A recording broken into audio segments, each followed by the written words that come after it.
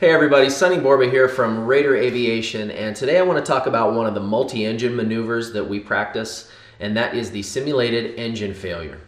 It's kind of interesting that in your multi-engine training, a substantial amount of that is flying on one engine, because this is one of the situations you could find yourself in where it's not a black and white situation where in a single engine airplane you have an engine failure, you know what's going to happen. You have to pitch for best glide, you have to find a place to land, bring it down safely.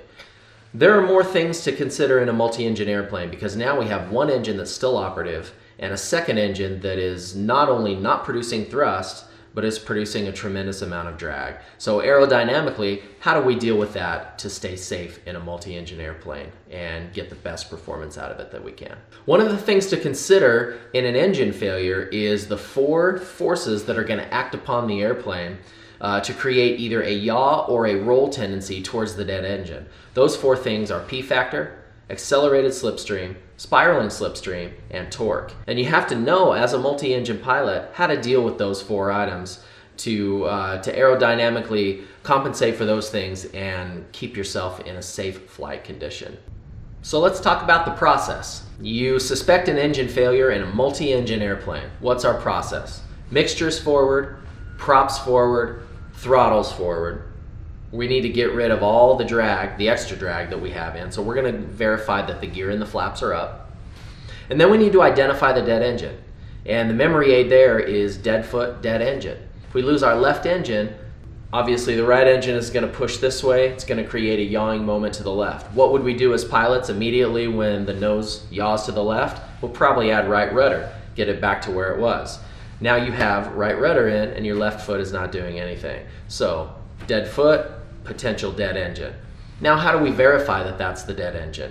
Let's take the throttle of the left engine, saying out loud left engine throttle. We're verifying, moving it, seeing if we're getting partial power maybe, or if it's a full engine loss. And if we verify that the left engine is then dead, now we have to decide, depending on our altitude, if we have time to get the checklist out and do some troubleshooting, or are we in a situation where we're less than 3,000 feet AGL and really we should just feather that prop, get rid of the drag, and continue pitching for blue line and finding a place to land.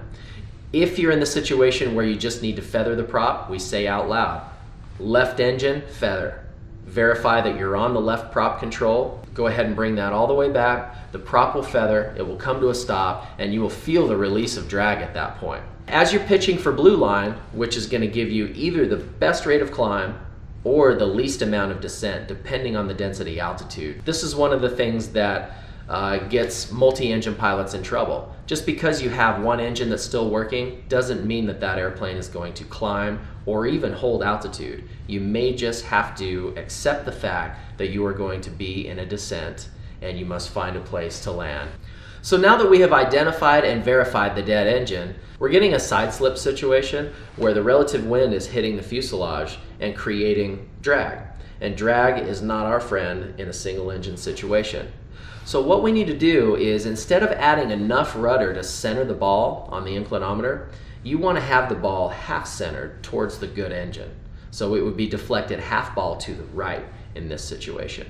And along with having the half ball deflection towards the good engine, we add up to 5 degrees of bank. What this will do is actually get us in a straight flight configuration. It's called zero side slip, and it will reduce a tremendous amount of drag and allow us to get the best performance possible out of the airplane.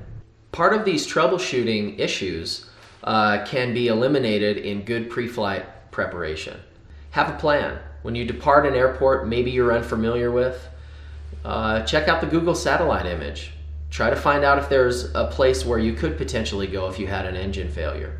Having a plan is something that you put in place far before you even get in the airplane. So let's cut to the clip now and go out in our PA-39 Twin Comanche and go through this simulated engine failure, and you can see how all of this takes place in the cockpit. Alright, here we are in the cockpit, and we're going to show you that simulated engine failure. And we're here with Jack, one of our Raider Aviation students, and he's going to show you how this maneuver goes down. We've contacted Lubbock Approach, and we are on flight following for traffic advisories. and we have done some clearing turns, so we're all set to go. All right, first thing is we sense an engine problem because we get a yawing motion. We can feel the airplane going to the left. So first thing we're going to do is go mixtures full forward. We're going to get our props slowly full forward.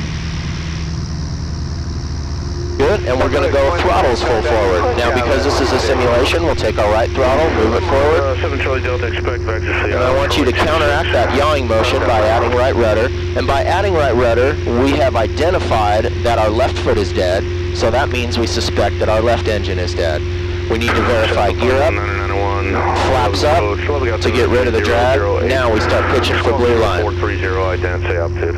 Pitching for blue line will give us either the best climb or the least amount of descent. And now to get into that zero side slip situation I was talking about on the ground portion of the video, we want half ball deflected to the right along with up to 5 degrees of bank so we can hold our current heading. So I'll set the heading bug for you. And what that does is it eliminates a side slip and gets rid of some of the drag and gives us better performance. Now at this point, we would decide if we had the altitude, would we either try to fix the engine or would we feather the prop? And if you want to try to fix the engine, we can go through all of our fuel, air, and spark items, just our normal emergency procedures to try to get the engine restarted. If that engine does not restart, we need to get rid of the drag of the windmilling propeller. So that's where we would go to the back of the checklist, and you can see that we have one engine in flight, and if you have no restart, it shows us how to secure that dead engine. And it gives us a checklist to go through that would actually involve feathering this engine. So let's do a simulated feather. I want you to take this prop control and bring it back 1 inch and say left engine feather. Left engine feather.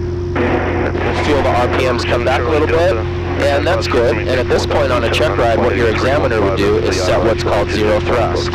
He would bring in a little bit of throttle, bring the prop back to simulate getting rid of the drag by windmilling that prop.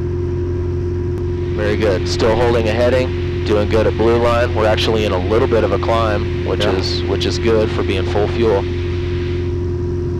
And then we'd be making decisions on where we wanted to go. If we had a runway nearby, we can just make some judgment calls on what kind of performance we're getting at the time and whether or not we could make it to an airport. If it was a really high density altitude and we were descending and we couldn't make it to an airport, we have to decide where we want to make our emergency landing.